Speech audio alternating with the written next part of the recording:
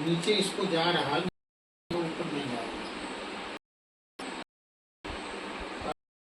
थोड़ी सी अगर देख तो हम पीछे झुक कर लेकर चलते हैं। जैसे आज के लड़कियां हैं, कुआं का पानी भरना क्या जाना, भराओ तो गिर भी सकती है। और आज अगर पानी नल से नहीं मिल रहा है तो जो माताओं कह सकती है कि तुम इतना नहीं हमको कुआं से पानी भरे हैं, झगड़ा भी हो जाता है। तो पुराना हम नया में ला रहे हैं, नया पुराना देखा नहीं है, तो वो पुरानी चीज आ नहीं रहा है, हम उसी को लाना चाहते हैं। तो वर्तमान स्थिति में सामने की जो है उसी में हमको एडजस्ट करना है। और कुल मिला के जितने भी उपदेश और जितने भी कल्याण के साधन थे आज वो उदर भरण वाले हो गए। और ये 100% है कि यदि आपके आचरण में अगर वो चीज़ नहीं है तो आप कितना उपदेश करेंगे उसका असर नहीं पड़ेगा। जो आपके आचरण में होगा वो जब कहेंगे तो उसका असर पड़ेगा। अगर वो नहीं है, आप कहते हैं तो सुनने के लिए ठीक लगेगा लेकिन वो ग्रहण नहीं करेगा। अब ग्रहण दो आदमी की बातें होती है, या तो जो अपने से प्रबल होता है, जबर होता है, तो उसके दबाव में लोग बात मान लेते हैं, या तो फिर जिसके ऊपर श्रद्धा है उसकी बात मानते हैं, इसके अलावा किसी की बात मानते हैं। आज प्रायः अगर यही कथा को अगर जो पुराना बुजुर्ग हो करके यदि वो कहता है तो उसको लोग ज़्यादा प्रेम से सुनते हैं। जब नई पीढ़ी भली ज्ञान प्राप्त किया है, उसने पढ़ा लिखा है, तो कहते तो बच्चा है, सुनते हैं हाँ अच्छा कहता है, बहुत पढ़ा लिखा, बहुत पढ़े, लेकिन उसके शब्द नहीं पकड़ेंगे। कारण यही था कि जब भगवान कृष्ण के नारद जी के पास नारद जी गए और वसुदेव देवकी उनसे ही प्रश्न कर दिया, बोले हमारा भी उद्धार बताइए, हमारा भी कल्याण हो। तो नारद जी भगवान कृष्ण से कहे कि प्रभु आप सबको उपदेश दिए, आपके माता पिता ऐसा बोल रहे हैं तो इनको क्यों नहीं उपदेश देते। तो वही चीज भगवान ने कहा कि अगर मैं उपदेश दूंगा नारद जी तो ये पुत्र भाव में रहेंगे, असर नहीं पड़ेगा, और वो चीज आप बोल दो। तो वही नारद जी उपदेश दिए, वही भीष्म पितामह की बात थी। हाँ। उन्होंने कहा आप बोलिए, मैं बोलूंगा तो नहीं होगा, आप बोलेंगे तो असर होगा, ये निश्चित है। तो आज जितने भी चाहे नेता हो, कसम तो सौगंध खाते हैं कि हम ऐसा करेंगे, शपथ लेते, सब लेते हैं, लेकिन वैसा करते नहीं। और तुलसीदास जी विनय पत्री में लिखे हैं, जो कुछ कही करी भव सागर तरी बचपत जैसे, रहन आन विद कहन आन विद हर सुख पद पाइए कैसे। जो आचरण कहेगा वो आचरण करेगा वो ठीक है, नहीं कहन आन विद रहन।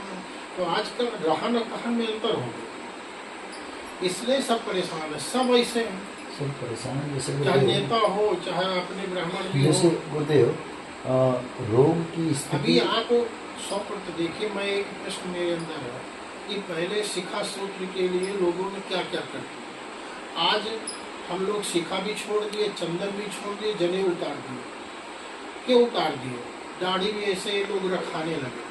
क्या वो जो मुसलमान है जो उस क्या उन्होंने आपको कभी चंदन लगाए, कभी शिखा रखी हो? ऐसा क्या बात पड़ गई कि आपने त्याग?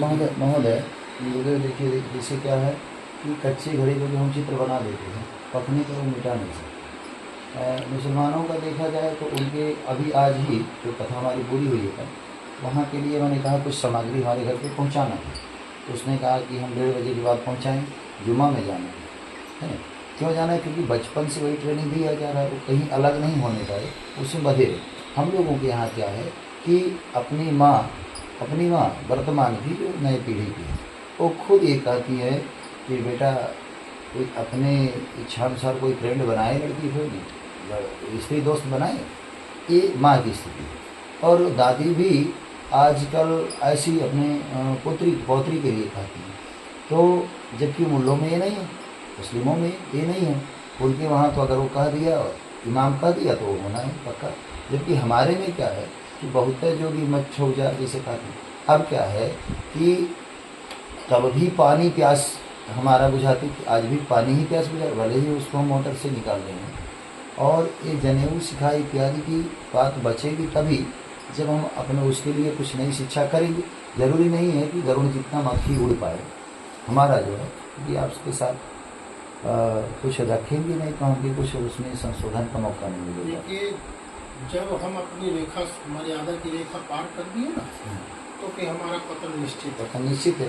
अब हम जो भी ब्राह्मण हो, बस छत्तीसगढ़, ये सब अपनी रेखा पार कर रेखा पार, जब रेखा पार कर दिए तो इनका कल्याण होना बड़ा कठिन है। कल्याण तो छोड़िए, बोलिए वर्तमान में सुख नहीं पा सकते। हम 2-3 बातें इसमें ऐड करते हैं। जैसे पहले लोग आरोग्य रहते थे, लगभग स्वस्थ रहते, कोई बीमार होता था तो लोगों को पता चलता है व्यक्ति बीमार है, और एक वैद्य हैं 10 गांव 20 गांव में खोलते थे, जड़ी बूटी ठीक है।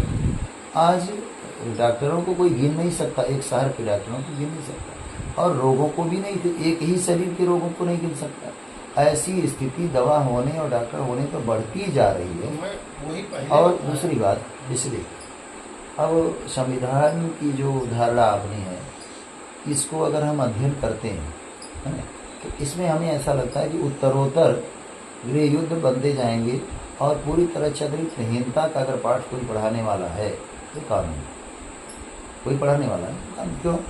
एक अपनी पत्नी के साथ आप अपने फ्रेंड भी रख सकते हैं, आप समलैंगिक हो सकते हैं। और क्या कह रहा है कि अगर आपकी पत्नी किसी दूसरे से संपर्क रखती है, आप बोल नहीं सकते, उसका दूसरे का बेटा, भले आप जानते हैं DNA भी करा ली, फिर भी वह बेटा आपका कहे जाएगा, खर्चा आपको देना पड़ेगा, और पत्नी कभी भी आपसे अलग होकर के 70% तक। ये ऐसा क्यों है? क्योंकि जय हो धर्म निर्मूला, हाँ, एक इस राक्षस में चाहे रावण का समय, ये कलयुग का राजमान है। वो जैसे धर्म हमारा खराब होगा वही उसको करना है, तो यही सब हो रहा है, जब ये होना है। जब सतयुग में भी हम अगर कलयुग को वर्तमान को देखते हैं, और फिर हम सतयुग के उस समय को देखते हैं, त्रेता के उस समय को देखते हैं कि हड्डी चूस करके राक्षसों ने राम के सामने जो फेंका था, दिखाया राम जी को, तो उस समय भी स्थितियाँ तो थी, लेकिन उस समय के ऋषि मुनि अपना कर्तव्य करते थे कि जो हो सकते थे इकट्ठा होकर अपना योजना बनाते थे और भगवान तक पहुंचाते थे। आज भी देखिए, जब कोई अच्छाई बुराई होती है तो इससे पृथ्वी पर अधर्म होता है तो 4 लोगों को ज़्यादा कष्ट होता है। इसमें संत हैं जो केवल भगवान के लिए सब कुछ छोड़ दिए, जिनका अपना परिवार नहीं है, केवल भगवान है, पूरा विश्व उनका परिवार, उन्हीं का संतान है, सब अपने ही मानते।